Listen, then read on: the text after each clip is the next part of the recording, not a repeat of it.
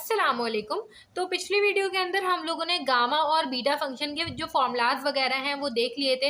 इसके अलावा हमने एक क्वेश्चन भी देख लिया था गामा फंक्शन का कि इसके क्वेश्चंस को किस तरीके से हमें सॉल्व करना पड़ता है। अब हम इस वीडियो में बीटा फंक्शन के क्वेश्चंस को देखेंगे। अब अगर आपको गामा फंक्शन का क्वेश्चन बिल्कुल सही से समझ आ गया था तो आपको बीटा फंक्शन को भी जो है सॉल्व करने में कोई मसला नहीं होगा। यहाँ पर देखिए ये हमें जो है क्वेश्चन गिवन है, ये मैंने बीटा फंक्शन का फॉर्मूला यहाँ पे लिख दिया है।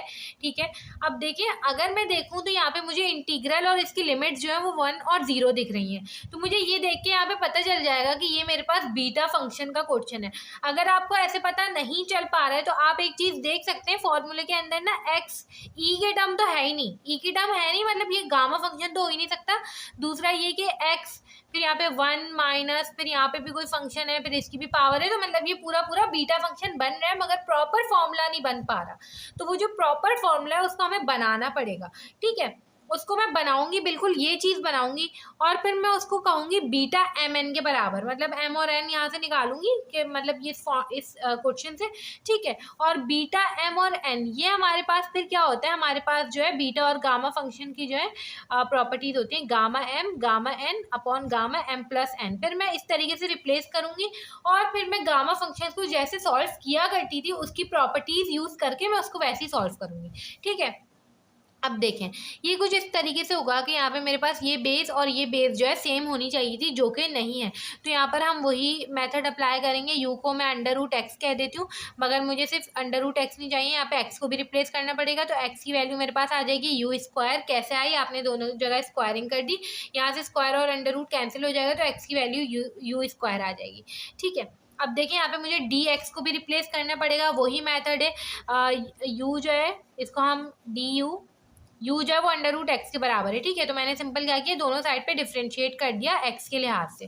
ठीक है, अब देखिए ये सिंपल डी यू ओवर का डी एक्स हो जाएगा और अगर हम अंडर रूट एक्स को एक्स के लिहाज से डिफ्रेंशिएट करें तो ये मेरे पास हो जाएगा 1/2 अंडर रूट एक्स।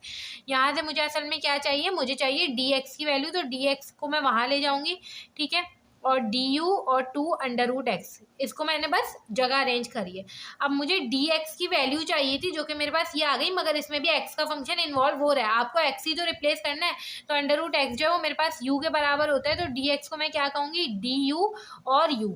ठीक है, अब सिंपल हम यहाँ पे इसको रिप्लेस कर दे रहे हैं, लिमिट्स 1 और 0 को आपने रिप्लेस करना होगा। ठीक है, तो u आपने एक दफ़ा x की जगह 1 रखा तो u की वैल्यू 1 ही आएगी, और जब आप x को 0 रखेंगे तो u की वैल्यू 0 ही आएगी। ठीक है, तो लिमिट्स तो वही रही। यहाँ पे हो जाएगा x की पावर 4, x की वैल्यू मेरे पास क्या है, यू स्क्वायर है। ठीक है, और उसकी पावर कितनी है, यहाँ पे 4 है, और यहाँ पे हो जाएगा 1 माइनस अंडर रूट एक्स की जगह क्या आ जाएगा, u आ जाएगा। ठीक है, और यहाँ पे हो जाएगा 5 और dx की जगह क्या हो जाएगा, u और du। ठीक है, अब देखिए सिंपल क्या होगा, ये हमारे पास हो जाएगा अगर, अच्छा यहाँ पे 2 भी था। ठीक है, ये 2 भी है, ये हो जाएगा 2। ठीक है, 2 मैंने यहाँ से बाहर निकाल लिया। ठीक है, और यहाँ पे हो जाएगा 1 0 और u 4 2 ज़ा 8। ठीक है, और ये वाला u आप इधर मल्टीप्लाई करते हैं और ये हो जाएगा 1 माइनस का u और इसकी पावर 5 और यहाँ पे du। ठीक है, अब मैं ये फॉर्मूला बनाने की कोशिश कर रही हूँ किसी तरीके से। 2 1 0 और ये हो जाएगा u की पावर 8 और 1 दोनों की पावर्स प्लस हो जाती हैं जब मल्टीप्लाई होती है सेम चीज़, तो ये हो जाएगा 8 + 1 जो कि हमारे पास बराबर हो जाएगा 9 के। ठीक है, ये हो जाएगा 1 माइनस का u 5 du। अब देखें ये बहुत हद तक वही चीज़ बन गई है, मतलब मेरे पास यहाँ पे जो बेस है यहाँ पर भी वही बेस आ गई। अब मुझे यहाँ से m और n की वैल्यू चाहिए, तो यहाँ पे इसकी जो पावर होती है वो m-1 के बराबर होती है, तो इसकी पावर 9 है। 9 किसके बराबर है, m-1 के बराबर है। ठीक है, इसी तरीके से इसकी जो पावर है ना वो 5 के बराबर है, तो n-1 के बराबर जो है वो 5 है। ठीक है, अब सिंपल मैं यहाँ से m और n की वैल्यूज निकालूंगी। ये मेरे पास हो जाएगा 5 + 1, n मेरे पास बराबर हो जाएगा 6 के। ठीक है, और यहाँ से मेरे पास m बराबर हो जाएगा 10 के। ठीक है, अब आपके पास m और n की वैल्यू आ गई, वो फॉर्मूला बन गया सिंपल। ठीक है, तो आपने ये किसके बराबर होता है हमारे पास 2, और इस पूरे की जगह मैं क्या लिख सकती हूँ, बीटा एम एन। ठीक है, बीटा m मेरे पास कितना है, यहाँ पे 10 है, और यहाँ पे n मेरे पास कितना है, 6 है। ठीक है, तो ये मैंने इस तरीके से लिख दिया, मेरे पास ये चीज़ बन गई। अब मुझे इसको आगे मजीद सॉल्व करना है।